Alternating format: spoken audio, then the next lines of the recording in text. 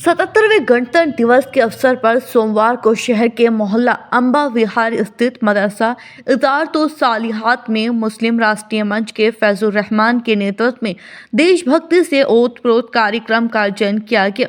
कार्यक्रम की शुरुआत सवेरे मुख्य अतिथि समाज सेवी मनीष चौधरी द्वारा अन्य अतिथियों के साथ मदरसा परिसर में राष्ट्रीय ध्वज तिरंगा फहराकर की गई।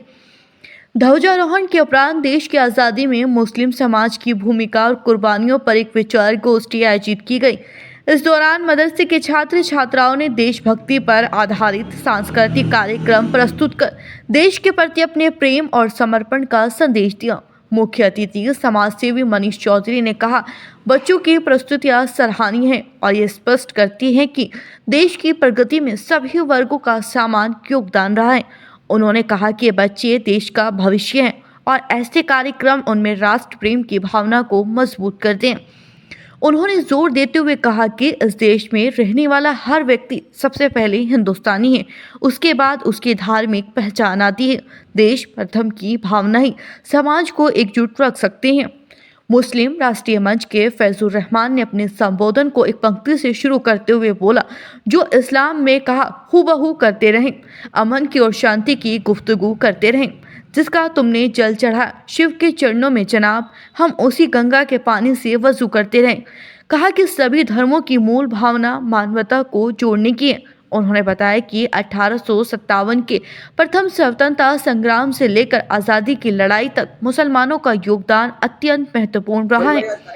बहादुर मान्यवर, आज मदरसा इदारतो सालिहात में 26 जनवरी के पर्व में बहुत ही सुंदर आयोजन अम्बा बिहार में किया गया है, जिसमें सभी बच्चों ने सुंदर अपनी प्रतिभाएं दिखाई हैं और कहीं ना कहीं एक मैसेज देने का कार्य किया है कि जाति धर्म से ऊपर उठकर सर्वप्रथम हमारा भारत देश है और इसकी आन बान सम्मान के लिए हम सब लोग एक हैं।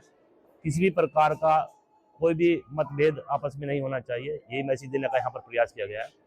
और आप देखते हैं कि यहाँ पर प्रोफेसर आलम जी और डॉक्टर नजमुल हसन जैदी और पूर्ण स्टाफ के साथ यहाँ पर सभी ने यह कसम उठाई है कि सर्वप्रथम अपने देश के लिए आन बान शान के लिए हम सब एकजुट होकर के इस देश की प्रगति को आगे बढ़ाने में कार्य करेंगे और हमेशा से हिंदू मुस्लिम सिख ईसाई जैसे भाईचारा निभाते हैं, उसी प्रकार से सभी लोग, विशेष तौर से छात्राओं ने इसमें यह भाग देकर दर्शाया है, क्योंकि छात्राएं वो भारत के नग होते हैं जो इस भारत की प्रगति बढ़ाने के लिए अपने तन मन धन की जान लगा करके भी और अपने प्रयासों से, पढ़ाई के माध्यमों से, खेल के माध्यमों से यह कोशिश करते हैं कि यहाँ पर रहने वाला हर एक आदमी हिंदुस्तानी है, बाद में वो हिंदू और मुसलमान है।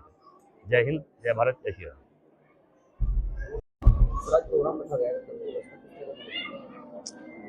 बिस्मिल्लाह ताला।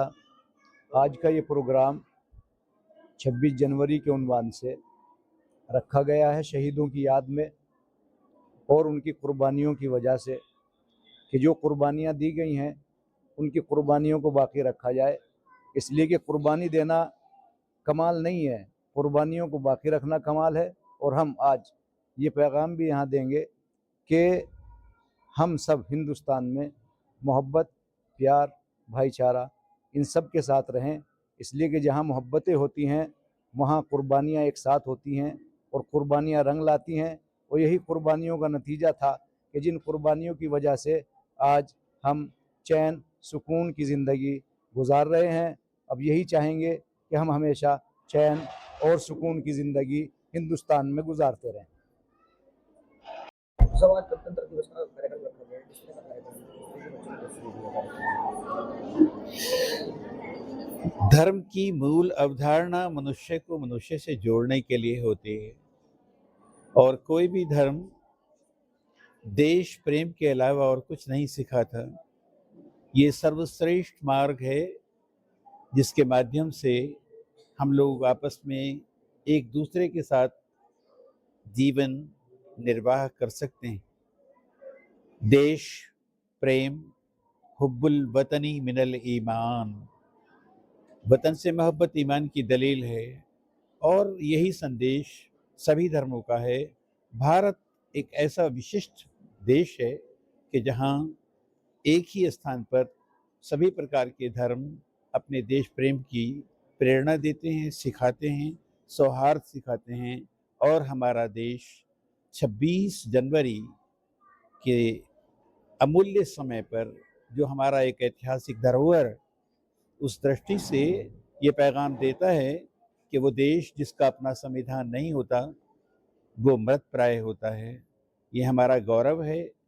जब हम इस पर्व को मनाते हैं तो इसमें पूरे भारत के सभी भारतीय, सभी अपनी अपनी आस्थाओं के साथ देश की सेवा के लिए समर्पित होते हैं और अपने देश का गुणगान करते हैं। मेरी तरफ से भी सबके लिए इसकी बधाइयाँ सौहार्द के साथ, और जय हिंद।